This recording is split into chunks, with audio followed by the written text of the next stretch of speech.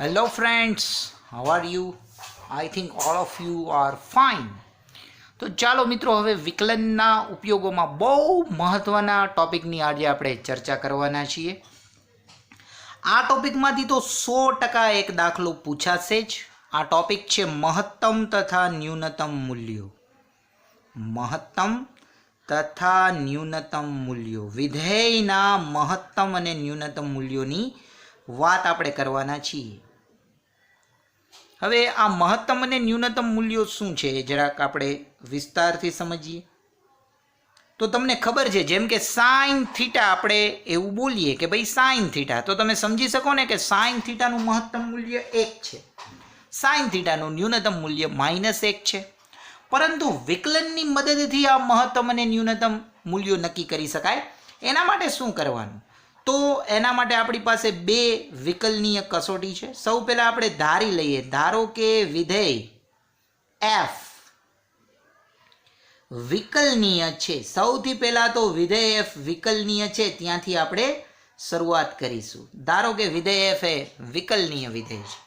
હવે સૌથી મહત્વની વાત, સૌ પ્રથમ એનું વિકલન મેળવી લઈએ.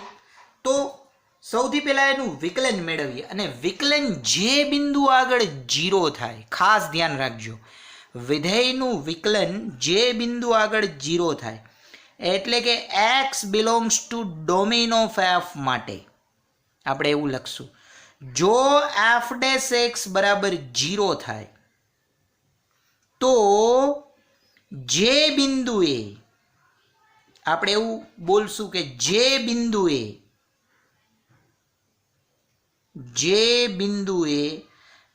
f ડેશ x બરાબર 0 થાય તે બિંદુને આપણે નિર્ણાયક બિંદુ નામ આપીશું. એટલે સૌથી પહેલું નિર્ણાયક બિંદુ આપણે મેળવવાનું રહેશે. તે બિંદુને નિર્ણાયક બિંદુ કહે છે. હવે આપણે એવું ધારી લઈએ કે ધારો કે x બરાબર c આગળ, એટલે કોઈક બિંદુ c આ નિર્ણાયક બિંદુ છે. ધારો કે x બરાબર c નિર્ણાયક બિંદુ છે. હવે આપણે વિધેયના મહત્તમ અને ન્યૂનતમ મૂલ્યો આ નિર્ણાયક બિંદુ આગળ મેળવવાના રહેશે. હવે મિત્રો, એક મહત્વની આકૃતિ આપણે જોઈએ, જેથી તમને ખબર પડે કે આ નિર્ણાયક બિંદુનું મહત્વ શું છે અને આ નિર્ણાયક બિંદુ આગળ આપણને કઈ રીતે વિધેયના મહત્તમ અને ન્યૂનતમ મૂલ્યો મળશે. ચાલો આપણે વિચારીએ. સૌ પ્રથમ એક આલેખ દોરીએ, જેથી તમને મહત્તમ અને ન્યૂનતમ માટેનું બિંદુ સહેલાઈથી નક્કી કરી શકાય. ધારો કે એક વિધેયનો આલેખ કંઈક આ રીતે છે, આમ.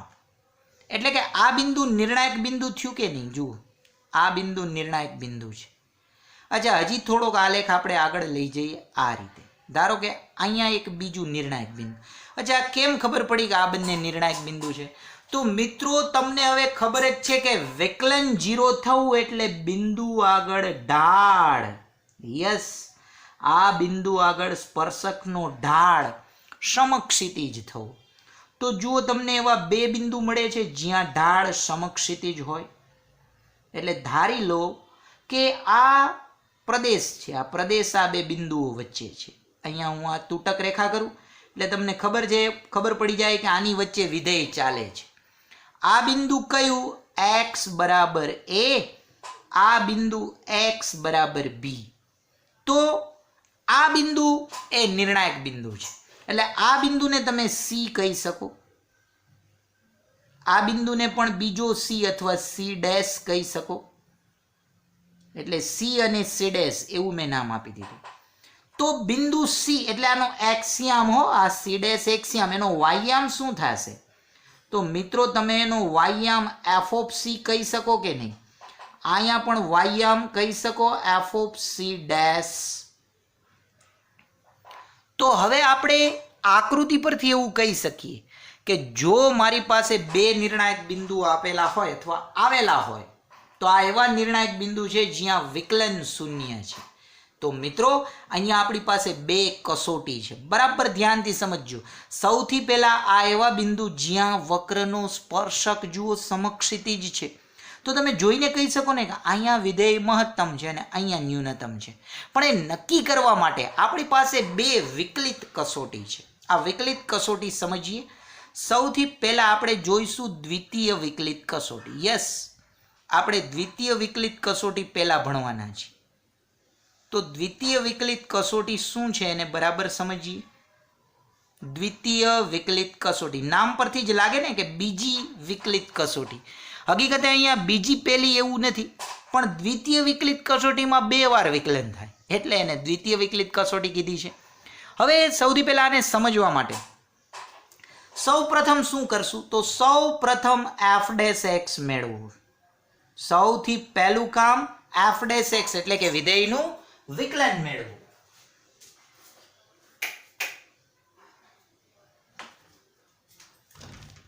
તો વિધેયનું વિકલન એટલે કે સૌ પ્રથમ f' નક્કી કરો. f' એટલે વિધેયનું વિકલન. આ પહેલું સ્ટેપ છે. બીજું સ્ટેપ અને સૌથી મહત્વનું સ્ટેપ, f' બરાબર 0 લઈએ. શા માટે 0 લઈએ હવે તમે સમજી ગયા ને? કેમ કે જ્યાં વિકલન 0 થશે ને, આકૃતિ બરાબર જોજો. આ વિધેયનો આલેખ છે મિત્રો. આને આગળ લખી નાખું, આ y બરાબર fx, એટલે તમને ખબર પડે. આલેખ તો આવો ગમે તેવો હોઈ શકે. એટલે f' બરાબર 0 લઈએ, જેથી x બરાબર c, x બરાબર c' જેવા નિર્ણાયક બિંદુઓ મળે. એટલે પેલું કામ આ કરવાનું, વિધેયનું વિકલન 0 સાથે સરખાવી અને આવા નિર્ણાયક બિંદુઓ મેળવી લેવાના. બરાબર ને? આવા નિર્ણાયક બિંદુઓ મળે. હવે બીજું કામ એ બહુ મહત્વનું છે. આ નિર્ણાયક બિંદુ મળી ગયા, હવે શું કરવાનું છે ખબર? હવે f''x. યસ, એટલે જ આ કસોટીનું નામ દ્વિતીય વિકલિત કસોટી છે. f''x નક્કી કરો. f''x નક્કી કરો. અને આના પરથી જ હવે મહત્તમ ન્યૂનતમ નક્કી થશે. હવે બરાબર ધ્યાનથી જુઓ. જો x બરાબર c આગળ, જો x બરાબર c આગળ એટલે કે નિર્ણાયક બિંદુ આગળ પેલું f''c ગ્રેટર ધેન 0 થાય, તો f એ x બરાબર c આગળ સ્થાનીય ન્યૂનતમ મૂલ્ય ધરાવે છે. સ્થાનીય ન્યૂનતમ છે. પહેલા હું લખી નાખું, પછી આપણે બંનેને સમજીએ કે આ કહેવા શું માંગે છે. બીજો કેસ, f''c લેસ ધેન 0 થાય, તો f એ x બરાબર c આગળ સ્થાનીય મહત્તમ છે. હવે આપણને એમ થાય કે આ કેમ મેં ઉલટી શરત લખી? હવે એ સમજવા માટે જ આપણે બરાબર ધ્યાન આપવાનું છે. મેં એવું લખ્યું કે દ્વિતીય કક્ષાનું વિકલન આપેલ બિંદુ આગળ ધન થાય ને તો સ્થાનીય ન્યૂનતમ છે, જ્યારે દ્વિતીય કક્ષાનું વિકલન ઋણ થાય ને તો સ્થાનીય મહત્તમ. શા માટે? આકૃતિને ધ્યાનથી જુઓ મિત્રો. હવે વધતું ઘટતું વિધેય તમે વિચારો, અહીંયાથી અહીંયા વિધેય ઉપર તરફ જાય, અહીંયાથી આમ નીચે તરફ જાય. તો તમે વિચારો, અહીંયાથી આગળ જાઓ તો વિકલન વધે કે ઘટે?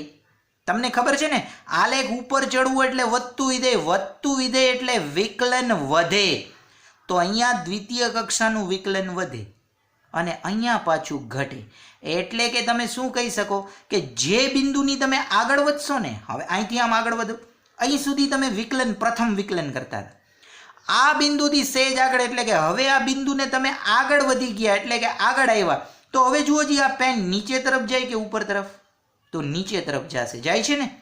એટલે કે નેક્સ્ટ વિકલિતો ઋણ થતા જાય. જુઓ શા માટે ઋણ થાય? કેમ કે આ હાઈટ ઉપર છે, એટલે કે જે બિંદુ આગળ દ્વિતીય કક્ષાનું વિકલન ઋણ જાય, અમારી પેન મેં સ્લોલી નીચે તરફ જાય છે, તો દ્વિતીય કક્ષાનું વિકલન ઋણ થાય તો આ બિંદુ હાઈટ ઉપર હોય. હવે આ બિંદુથી સહેજ આગળ જાઓ તો જો તમને પેન ઉપર તરફ જતી જોવા મળશે, એટલે કે દ્વિતીય કક્ષાનું વિકલન ધન છે.